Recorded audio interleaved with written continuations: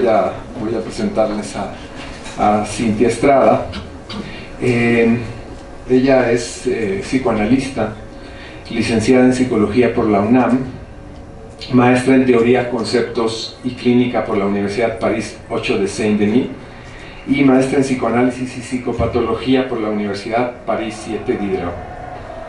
Es también asociada a la ANEL Ciudad de México. Ustedes saben que este seminario que planteamos está enlazado con la escuela, precisamente porque queremos darle una orientación distinta a la orientación que se da regularmente en las universidades. Y bueno, doy pie a que comience con su exposición. Bueno, buenas tardes, ¿se me escuchan? Bueno, primero quisiera agradecer al grupo de investigación por la invitación y a todos ustedes por venir, y espero que les queden muchas preguntas. El tema que me tocó es sobre la segregación.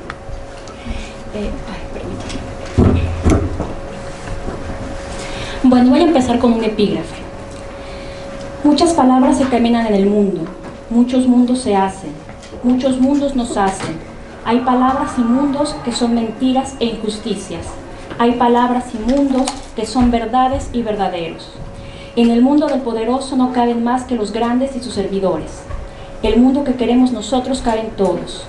El mundo que queremos es un mundo donde quepan muchos mundos. No sé si reconocieron desde la cuarta declaración de la Selva Lacandona del EZLN. Bueno, el título de mi trabajo es Segregación, síntoma y angustia. Haciendo eco al texto de Freud, Inhibición, síntoma y angustia, proponemos destacar algunas declinaciones, matices, colores del significante segregación, tomando en cuenta la articulación de tres ejes: un esfuerzo epistémico, base del ejercicio de lectura de nuestro malestar en la civilización; un eje clínico, intrínseco a la práctica del psicoanálisis; y una orientación política ética.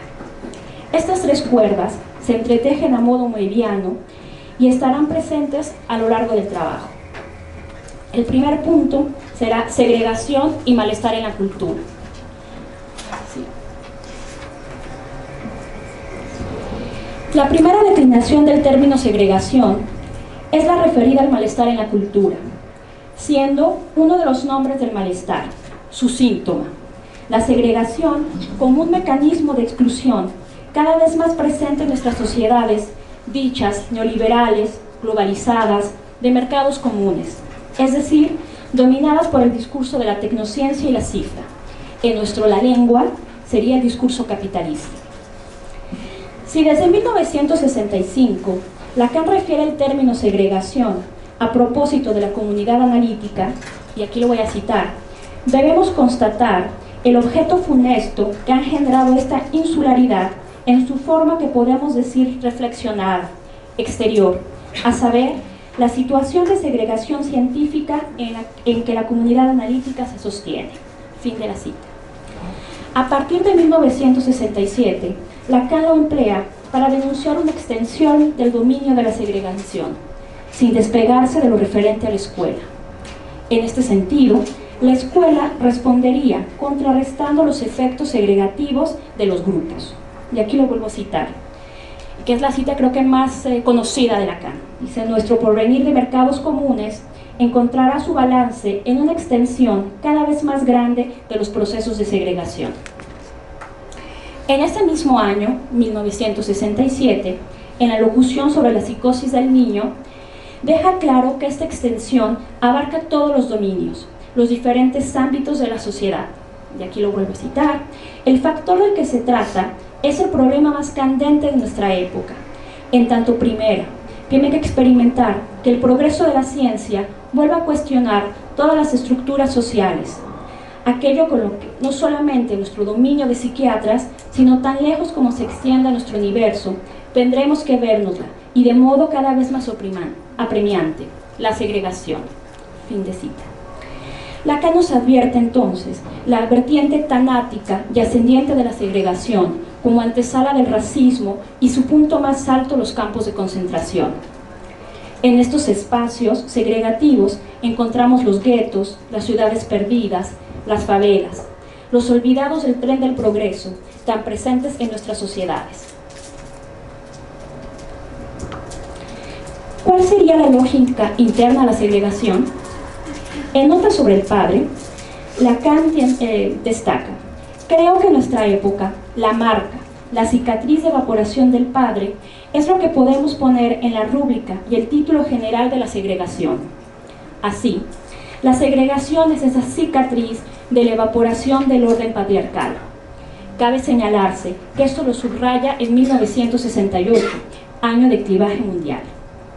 Lacan advierte también que la promesa de universalización, democratización, que el discurso capitalista ofrece no es sin su contraparte, la segregación. La singularidad del sujeto se extravía en las fauces de un por todos. Y aquí cito a Lacan otra vez. Creemos que el universalismo, la comunicación de nuestra civilización, hegemoniza las relaciones entre los hombres. Yo pienso al contrario, que lo que caracteriza a nuestro siglo, y no podemos no verlo, es una segregación ramificada, reforzada, extendiéndose en todos los niveles, que no hace más que multiplicar las barreras. Si para Lacan de los años 60 la segregación era una profecía, medio siglo después es una realidad. La globalización, y aquí voy a citar a Miller, la globalización tiene sin duda como contragolpe la invención sectaria. Tal vez esta modalidad tenga un gran futuro, de modo simétrico e inverso a la globalización. Las formas de segregación y sus mecanismos han cambiado, pero la segregación sigue ganando camino. ¿Qué ha devenido la segregación en la época del otro que no existe? Es una referencia al seminario de Jacques Alain Miller y Éric Laurent, que lleva ese título, El otro que no existe, y sus comités de ética. Es decir, cuando la organización del goce se pasa de la referencia al padre. ¿Y qué diferencia la segregación del orden patriarcal y la que vivimos actualmente? Punto número 2. Segregación, discurso y exclusión originaria. La segregación es también un hecho de discurso. En su acepción literal, por ejemplo, implica un corte. Segregar proviene del latín segregare, separar o apartar algo o alguno de otro u otra cosa. La separación es una función propia del lenguaje. No hay discurso sin separación. La definición misma de significante da cuenta de ello, ¿no? Recordemos que un significante es lo que representa al sujeto para otro significante. En una cadena donde hay un corte, y aquí, bueno, lo podemos pensar con la cadena más sencilla, que es S1 y S2.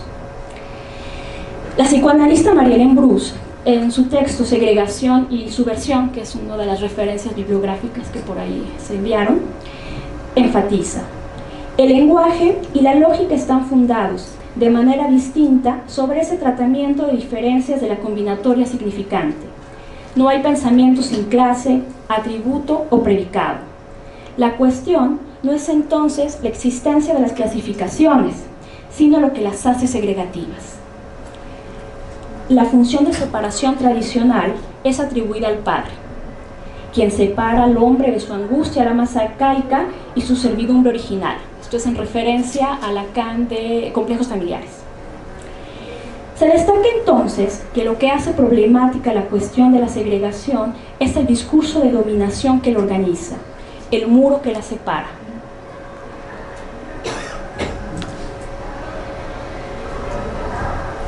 Como resto, como cicatriz de ese corte, queda una exclusión originaria, tal como lo trabaja Jacques Alain Miller, y dice: ser excluido es la significación la más común, cuya investidura es universal. Es porque la exclusión es el estatuto original del sujeto que escribe el matema S tachado. El sujeto se produce como -1, lo que la libido inviste de manera electiva. En la histeria es patente, constatamos el goce de no estar nunca en su lugar. Decía Rosita: el estar fuera de lugar, descolocado, en condición de inmigrante, es el estatuto del sujeto para el psicoanálisis. Un lugar que aparece en los tejidos fantasmáticos que velan y causan el deseo. Por otro lado, bajo otro acomodo, en la psicosis paranoica, por ejemplo, esta marca opera de manera diferente. La significación del -1 está investida como un ser aparte, el ser de excepción, en una hostilidad universal, pero sin embargo prometida a un destino incomparable. Aquí podemos pensar en el presidente Scheber y la mujer de Dios, ese empuje a la mujer como un lugar de excepción. La exclusión originaria es esa marca indeleble de la no relación sexual. ¿Cómo nos posicionamos frente a esta y qué uso hacemos de ella?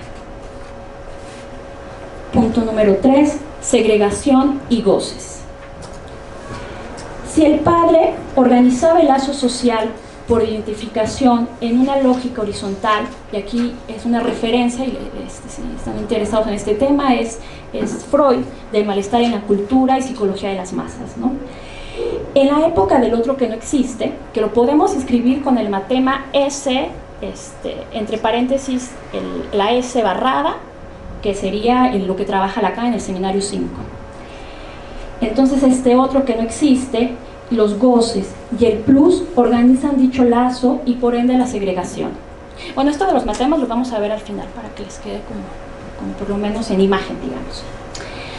Una modalidad reciente de segregación es la que no solo está determinada por el discurso de dominación, sino que es elegida, autorregulada. Pensamos en las diferentes nominaciones de género.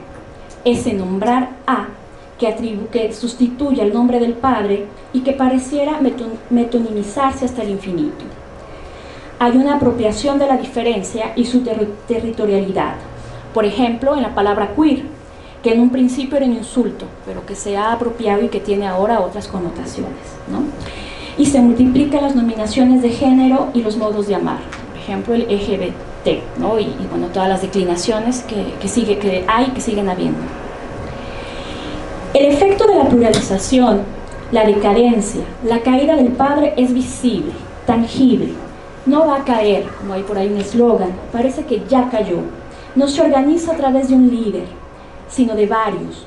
Una pluralización en una lógica sectaria, de comunitarismos, de comités de ética. Los leader people, no sé si han leído a Murakami en su trilogía de 1K84, que hace la alusión al texto de 1984 de George Orwell y el Big Brother, ¿no? Ahora ya no es el Big Brother como esa referencia terrible del panóptico que vigilaba y aterrorizaba a todo el mundo. Ahora se ha pluralizado y es estos leader people. Sin embargo, no son por ellos menos tiránicos que los otros. La segregación es también una organización hegemónica de los unos solos que se ligan a través de goce. Es una identificación a un rasgo de goce no mediado por lo simbólico y que no se apoya en el fantasma y el deseo. Pienso en los fenómenos de fundamentalismos religiosos o raciales, alimentados por el odio, despejando un goce sin velo, un real al desnudo, de grupos autodenominados de exterminio o en los actos terroristas, por ejemplo. Hay un efecto mediático y de populismo, pero no es sin importancia que figuras como Trump o Bolsonaro puedan surgir en este momento y puedan decir impune e impúdicamente su odio racial y con ello ganar elecciones. Creímos superados el peligro del fascismo y su costo tan grande para la humanidad y vemos un retorno de lo reprimido, tristemente. Resumiendo esta parte, la segregación puede leerse como un modo de gestión de las masas humanas que permite hacer cortocircuito de la división, en tanto no ligada al simbólico. Como una clasificación vía el goce, vertiente meramente pulsional que se liga al objeto. Punto número 4, rostros de la segregación. Entre los rostros de la segregación contemporánea, poniendo énfasis en el goce, encontramos el racismo. Aquí no voy a hablar mucho, yo sé que la sesión pasada se abordó ese tema, pero bueno, voy a decir que se entiende como un proceso de jerarquización de grupos humanos dinámico, en el sentido de que cada sociedad establece su criterio en relación con el discurso dominante, en donde los otros gozan y no como yo, en un eje imaginario. Es un establecimiento de clases en función de criterios como el color de piel, el idioma, la forma de nacer, amar, morir. Es una jerarquía con componentes de odio. Hay otro que es muy presente, que es el social y económico, ¿no? Los ricos, los pobres, aquí en nuestro México, los fifís y los chairos, los de izquierda y los de derecha, como si estas categorías no estuvieran más que desgastadas. Vivimos, sin embargo, en una época de polarización muy inquietante. Aquí voy a poner un acento así irónico, ¿no? De cómo los chairos, los desfavorecidos, los sin pedigrí, aspiran a gozar como los ricos. Y del otro lado, cómo los fifís, los ricos, se les sustraen sus ganancias, sus privilegios de goce, que creen ellos adquiridos. Otro tipo de segregación sería la religiosa.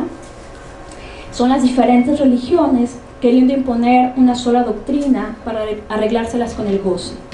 Lo que comen, cuándo y cómo gestionan la sexualidad y el cuerpo. Aquí, bueno, en esta imagen vemos representadas las 3 religiones monoteístas como más importantes, ¿no? De género, que ya les he dicho algunas cosas, no voy a repetir más que una frase, que es que estas son nuevas nominaciones, comités de ética alrededor del cuerpo y las formas de amar que se multiplican. Alimentario. En las sociedades poscapitalistas, los grupos de veganos, los vegetarianos, los carnívoros, ¿no? Se hacen comités restringidos de pertenencia cada vez más visibles y que dejan clara la cuestión del goce y la oralidad. Nacionalismos. Como si el territorio pudiera borrar el estatuto de extranjería del ser hablante, es lo que hablaba hace rato, ¿no? El discurso del poder se sirve de estos grupos segregativos para imponer la globalización con la dotación de exclusión que ésta conlleva. Vemos con temor la llegada de inmigrantes, a quienes dejamos morir en las playas del Mediterráneo o en el río Bravo. Se teme su pasaje por la ciudad, se discrimina a los pueblos originarios. Otro tipo de segregaciones son las adicciones. Un grupo restringido que termina volcándose hacia sí mismo con gran voracidad. Es el goce devastador de la pulsión de muerte. Comunidades virtuales, que las redes sociales favorecen. Comunidades autorreferenciales, ordenadas por algoritmos, que han tenido un impacto importante en elecciones, por ejemplo la de Estados Unidos, y que ejercen a veces una tiranía, un linchamiento mediático. Pienso en el fenómeno MeToo, que más allá de la necesidad de castigar y detener los abusos que quedaban en silencio, no puede no verse una vertiente de cacería de brujas, sin mediación. A ver, aquí, ojo, reconozco el valor y la urgencia de la denuncia, pero sí es importante no favorecer a los juicios al standing, ¿no? A estos juicios que no, bueno, de la purga, los juicios severos sin mediación. Es decir, que todos los grupos segregativos pueden ser igual o peor de lo que denunciaban. 5. Y este es el último punto. Segregación, utopía, subversión. Podemos pensar a la segregación como ese retorno de lo real, de la utopía de los padres. Y aquí traigo a Lacan otra vez. Conozco solo un origen de la fraternidad. Hablo de humano, siempre unos. Es la segregación. Todo lo que existe está fundado en la segregación y, en primer lugar, la fraternidad. Así que el ideal de fraternidad no escapa al real. En nombre de ideales humanitarios y de fraternidad se han perpetrado grandes atrocidades. El psicoanálisis nos advierte de sus efectos de rebote, de su lógica, de su destino. A cada uno de encontrar una forma de subversión que no sea universalizante, homogeneizante, dictatorial, que no reclame un regreso al padre idealizado. Hemos visto que su efecto es proporcional a la segregación que genera. Y es justo ahí, en donde el lugar del psicoanálisis y del psicoanalista toma su importancia, no solo para traer malas noticias, ave de mal agüero, pesimismo freudiano, sino para hacer valer la singularidad del sujeto frente a la homogenización de las masas y sus comités de ética. No es la tiranía de la felicidad, sino la apuesta, por aquí separado, así para separar nuestra A, de la subjetividad, del no todo. Quizá es esto de lo que se trata en el epígrafe. Un mundo en el que quepan todos los mundos será aquel que reconozca la diferencia, la riqueza y la humanidad de cada uno. La apuesta del psicoanálisis es entonces a la subversión del sujeto, a la caída de los ideales para acercarse a lo más singular, a esa parte oscura que nos habita, a esa parte de pulsión de muerte y agresión de la que no es posible deshacerse. Lo íntimo no puede diluirse, esfumarse, desvanecerse en el comunitarismo.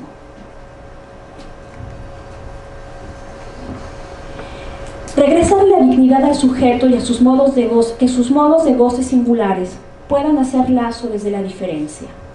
Hacerse cargo del real, de lo humano, lo demasiado humano que nos habita. Particularmente importante en el ejercicio de escucha clínica, del uno al uno en el diván, pero también en las instituciones, como el programa de psicoanálisis y criminología en el que participo, en donde la apuesta ética se orienta hacia la escucha del sujeto del crimen más que el crimen del sujeto. Ahí, donde un real puso en acto un pasaje criminal. Recordemos que el discurso del analista es el reverso del discurso del amo.